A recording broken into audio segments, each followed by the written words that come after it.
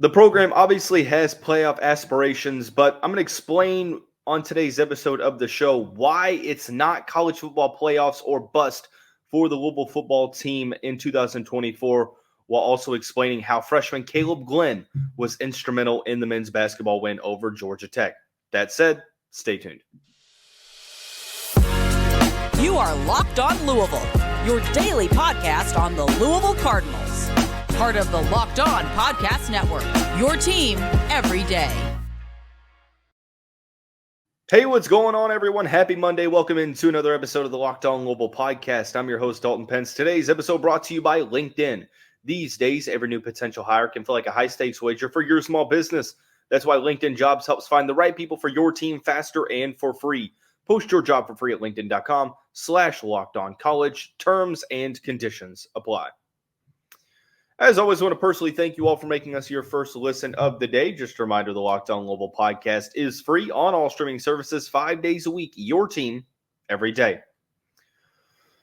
A mixed bag as it relates to the topics of the show. We'll start out in the college football realm, where I'm going to explain that although Louisville has playoff aspirations in 2024, the expectation shouldn't be college football playoff or bust.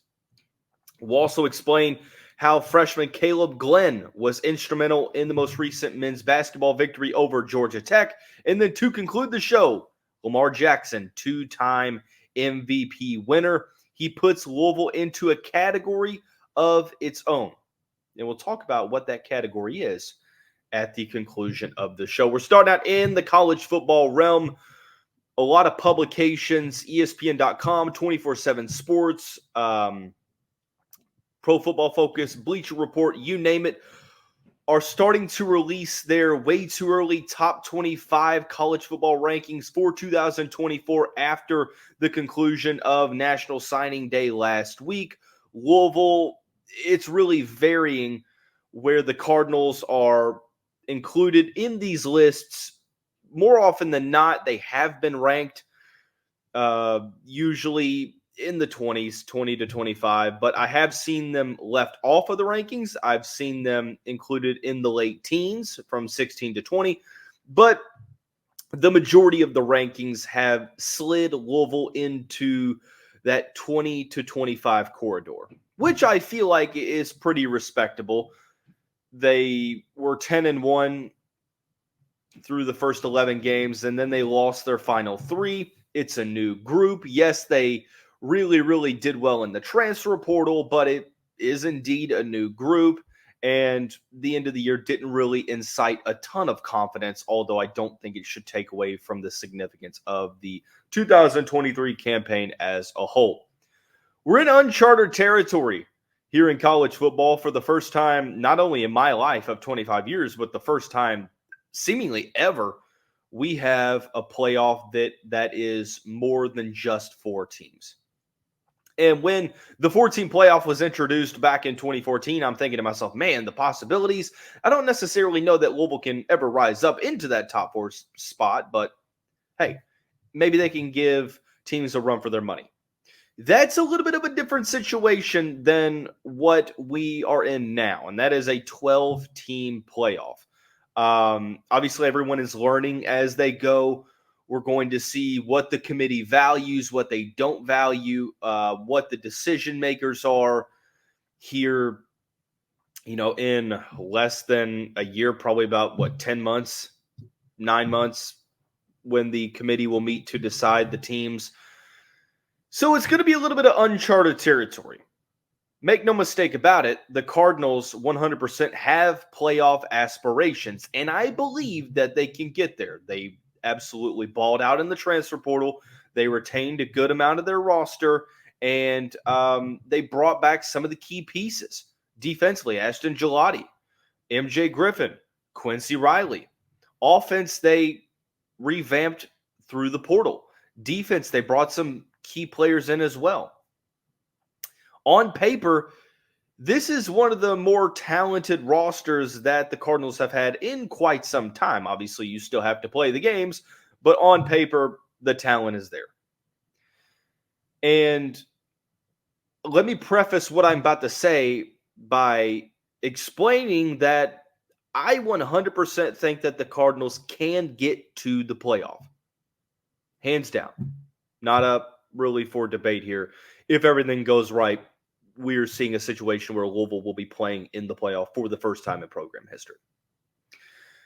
However, as we talk about expectations, it seems like we're starting to ask the question, well, does the team have to make the playoffs? Is that the expectation, is to make the playoffs? Is it college football playoffs or bust in 2024? It shouldn't be, in my opinion. There have been people on this show, or people that frequently tune into this show. Thank you, by the way, for everyone tuning in. But there have been people that have tuned into the show that have made comments that I am predominantly a pessimistic type of analyst. I really don't think that to be the case. You're entitled to your opinion. But I try to view things as realistic as possible. I don't like to get too high, but I don't like to get too low. I'm not a Debbie Downer, but I'm not a sunshine pumper either. I like to look at things from an analytical, point of view, from an unbiased point of view. Sometimes that's hard to do, but I said the expectation last year was to win 8 games, but the ceiling was double digits. You could get to 10 wins in the regular season, and they did. And I specifically explained point by point how they could do so. My expectation was 8 wins. I was hovering around the 8 to 9 wins personally as to where they were going to get. But this year is a little bit different for 2 reasons. First off, the whole aspect of playoff or bust, I don't necessarily know that that's the best way to measure things, although it will be the way that the Cardinals are measured because they went 10-2 in the regular season last year, and they were in the top 10 for a portion of the year as well. 2 things. Number 1, perception. Number 2, schedule. Those are the 2 things that I feel like make this more of a complex question than it really is. Perception-wise is, if you're saying playoffs are bust in 2024, the ACC has never been viewed at as low as it has been, as it is right now, that I can remember. Since Louisville has been in the conference, the ACC has never been viewed as low as it has been. A 13-0 Florida State team just got left out of the 14 playoff. I'm not saying that undefeated team is going to be left out this year. But let's say that Louisville is 10-2. Let's say they match their record of last year. Let's say they get to 10-2. And they're maybe right outside, because at 10-2, you're probably right on the outside of top 12, depending on who you beat and who you've lost to. But 10-2 last year for the Cardinals had them just outside of the top 15. There's no guarantee that a 10-2 team in the ACC would make the college football playoff, because as much as it pains me to say it, a 9-3 SEC team likely gets in over a 10-2 ACC team. Probably the same thing could go with the Big Ten now, with the upgrades that they've made to the conference. Big 12, probably not. The remainder of the Pac-12, probably not. But there will be some SEC teams. There will be some Big Ten teams that are at 10-2 or 9-3, and if Louisville is at 11, I think if you're at 11-1, if you're Louisville, you're going to make it in. So to win 11 games, it's going to be challenging. You have a better team this year, I feel like, on paper. But what goes to the next point, building off of the perception, is that the Cardinals have to 100% be reserved, to 100% reserve a spot in the playoffs. You have to win 11 games. 10 wins you can get in, but you also, I feel like, need some help from teams that are playing some higher SEC and Big Ten opponents. Perception is one thing. Schedule is another. It's a tougher schedule than it was last year. Oh, well, the schedule's not as tough, or the schedule isn't as tough as SEC schedules or Big Ten. Well, sure, but it's not necessarily a walk in the park. For starters, you have tougher road games. You're on the road at Notre Dame. You're on the road at Clemson. You're on the road at Kentucky. Those 3 games alone are going to be challenging. Miami, I feel like, is going to be better. They're going to be if the talent is able to put it together, they're a tough opponent. SMU is going to be a tough opponent. It's going to be a tougher schedule. So I think you can show, that you're meeting expectations, winning 10 games last year to winning 10 games this year.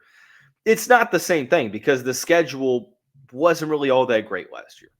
Wasn't as bad as people claimed it to be, but it wasn't great.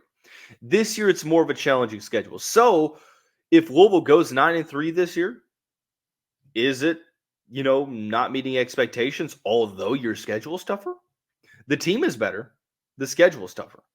Let's say you go 10-2, but you miss the playoffs. Is it still a bust of a season because you didn't make the playoffs? Although if you go 10-2, you don't really have that much room for error anyway.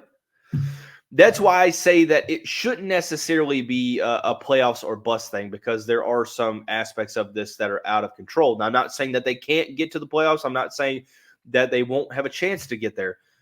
I'm just saying that although it's possible that they get there, let's understand the context of perception of ACC, what the schedule, how much tougher the schedule is getting. Let's factor that in. So I want to be realistic. Also, don't want to undersell the expectation either. This team should win upwards of 9 games. I think that their win total projection is like over under 9.5. They'll have a chance to do that. If you think that they should 100% have to get to the playoffs to meet the expectations of the season, I get it because you won 10 games last year. I will once again reiterate, tougher schedule, tougher road games. I don't want to be put into a situation to where the Cardinals win 9 games, so people view it as a failure, although they beat some very good teams along the way. But make no mistake about it, the playoffs are a possibility for the team. Let's go over to the college basketball side of things, where Louisville got back in the win column thanks to a very solid career performance from freshman Kaleb Glenn. We'll explain how instrumental he was here momentarily after we discuss our friends and the title sponsor of the show, LinkedIn Jobs. When you're hiring for your small business, you want to find quality professionals that are right for the role. That's why you have to check out LinkedIn Jobs. LinkedIn Jobs has the tools to help find the right professionals for your team faster and for free. LinkedIn isn't just another job board. It has a vast network of over a billion, with a B, professionals, which makes it the best place to hire. It gives you access to professionals you can't find anywhere else. Hiring is easy when you have that many quality candidates. So easy, in fact, that 86% of small businesses get a qualified candidate within 24 hours. LinkedIn knows that small businesses are wearing so many hats and might not have the time or resources to hire. Post your job for free at linkedin.com/lockedoncollege. That's linkedin.com/lockedoncollege to post your job for free. Terms and conditions apply. Cardinal fans, thanks again for making Locked On Louisville your first listen of the day. Just a reminder, Locked On has launched the first ever national sports 24/7 streaming channel on YouTube, and now you can also find it on Amazon Fire TV. Locked On Sports Today is here for you 24/7, covering the top sports stories of the day with the local experts of Locked On, plus our national shows covering every league. Find the Locked On Sports Today channel on the Amazon Fire TV app. Louisville men's basketball got back in the win column on Saturday evening after losing a tough game to Syracuse on the road. They defeated Georgia Tech 79-67, and the main storyline coming out of this one was the career performance from freshman forward Kaleb Glenn. The 502 native was spectacular all throughout. He posted career highs in points with 15. He led the Cardinals with 15 points.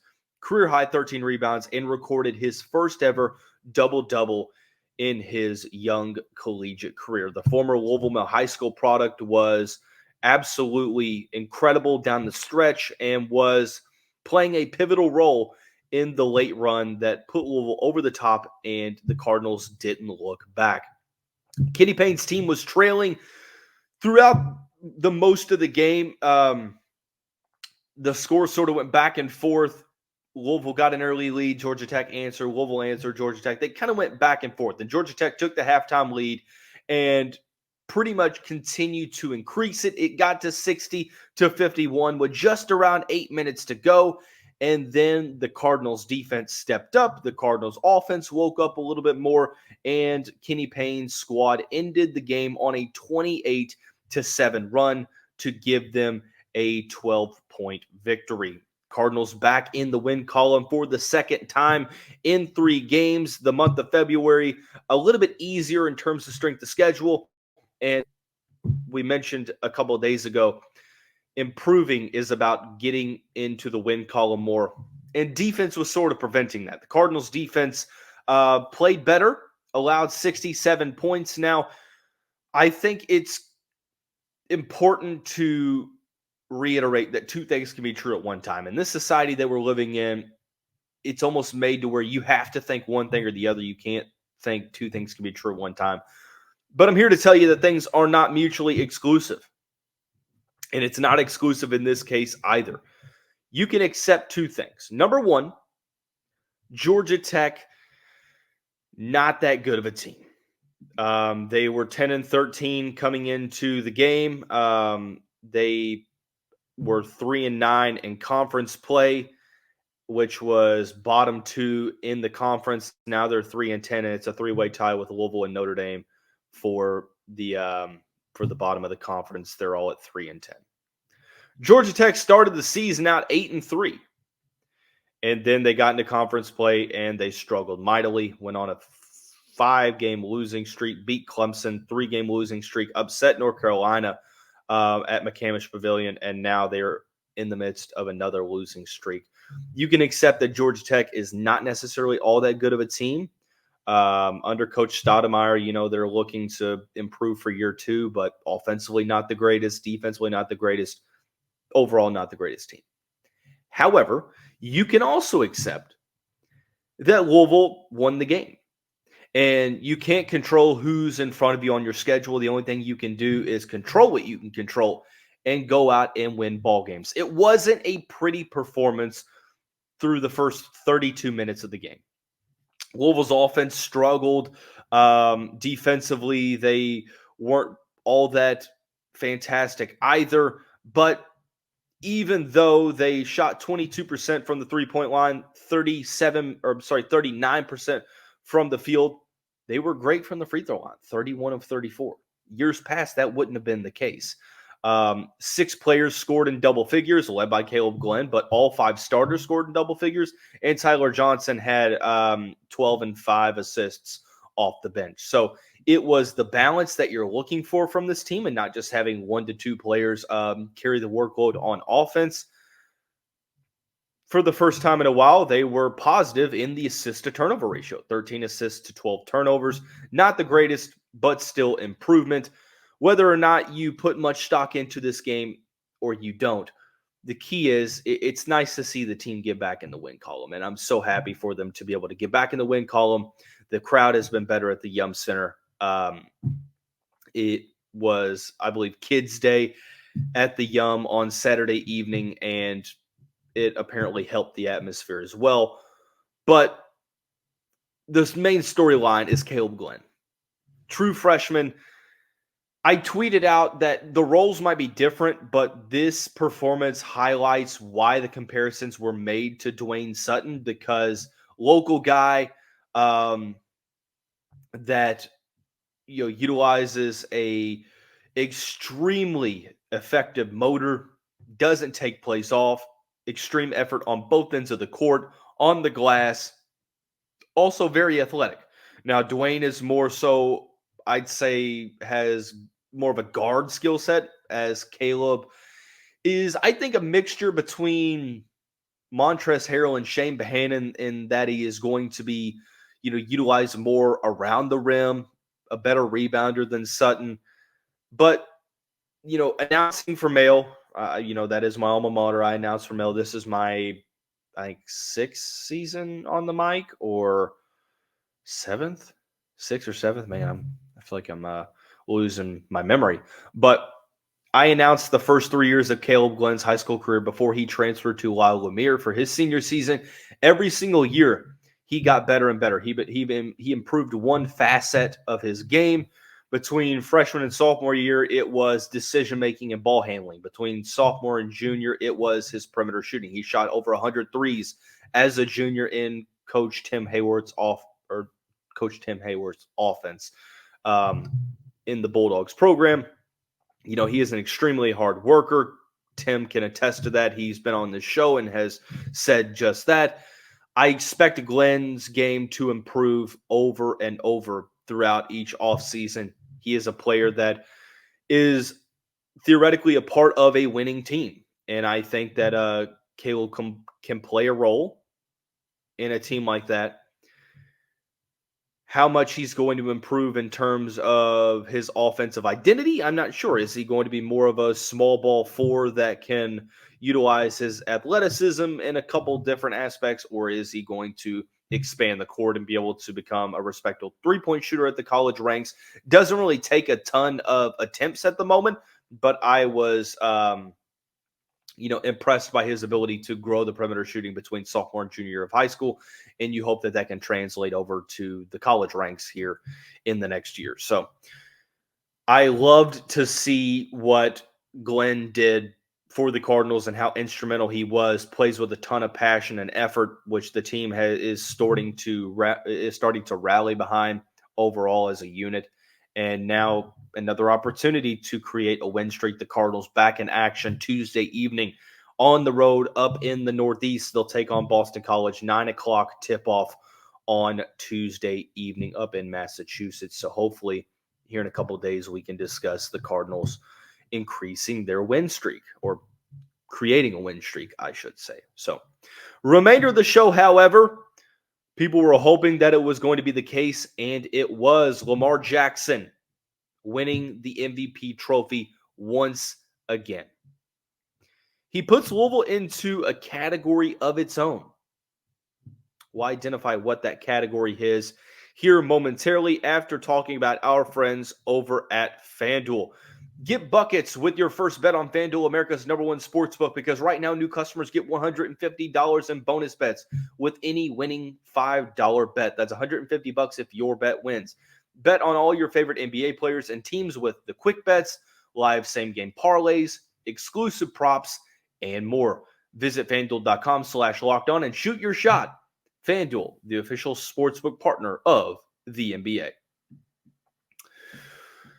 Okay, heading on in to the final segment of this Monday edition of the Locked On Louisville podcast. Lamar Jackson, two-time MVP winner Lamar Jackson. This season didn't end the way that the Ravens wanted to. Lost in the AFC championship game. A bummer, but it shouldn't have taken away from the special season that number 8 had. And thankfully, it did not. The former Cardinals star, former Heisman Trophy winner, led the MVP voting with 493 points. He had all but one of the first place votes. Josh Allen got the other one. Second was Dak Prescott with 152 points. Christian McCaffrey third. Brock Purdy fourth, and Josh Allen rounding out the top 5 of MVP winners. I mentioned that Lamar Jackson winning the MVP trophy in 2023/24 put Louisville into a category of its own. For the Cardinals, they are the only program. They are the only program in college football that has produced more than one MVP winner that has won it multiple times.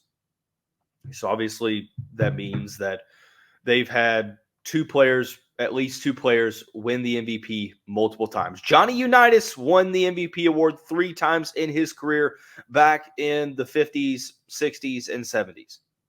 Lamar Jackson, in the 6th year of his career, won his 2nd MVP trophy. And just extremely happy for him because of, you look back to the disrespect that he got in the draft process, him falling down the draft board, getting drafted with the last pick of the first round in 2018. But, the whole notion that he wasn't going to be a quarterback, he was going to be a running back, he was going to be a wide receiver. And even when he got into the league, in those same disrespectful remarks were made, despite winning the unanimous MVP in 2019, being the youngest player in NFL history to do so. It's a matter of showing that you can win the big game. And he beat Houston this year in the divisional round, lost to Kansas City. So the next step is winning that Super Bowl. But people will say, well, it was the defense. It was the running game. You take Lamar Jackson off this team, they might make the playoffs, but it's going to be a wild card game, and they're not going to be favored to win. Ty-Laur Huntley helped them get to the playoffs, although I would argue that it was Lamar Jackson getting them to a spot to where, they could afford to lose some games and still be in the playoffs, because every time Lamar Jackson got hurt in the years past, either the Ravens were the 1 seed or they were in clear contention to be the 1 seed. So you take Lamar Jackson off this team, they're not the number 1 seed in the AFC. They don't get to the conference championship game, probably don't even get close.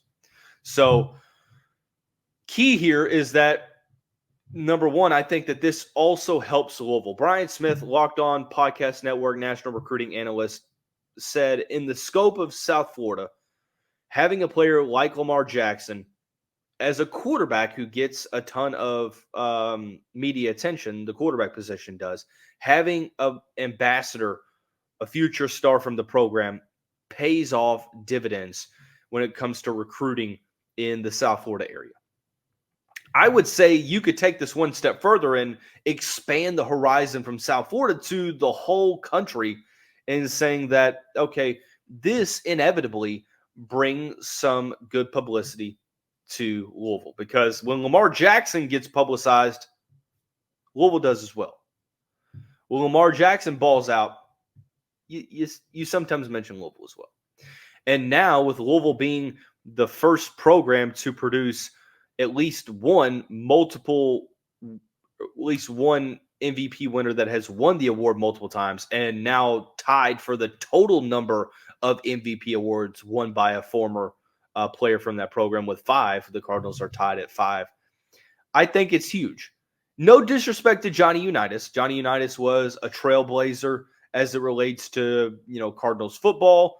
And he's won a Super Bowl with the Baltimore Colts. He won 3 MVPs in his playing career and was simply a player before his time. And, in the fact that he threw the ball more than most of his counterparts across the NFL, across college football. But Father Time has sort of diminished the significance of that, because he played in the 50s, 60s, and early 70s. I wasn't born when he was playing.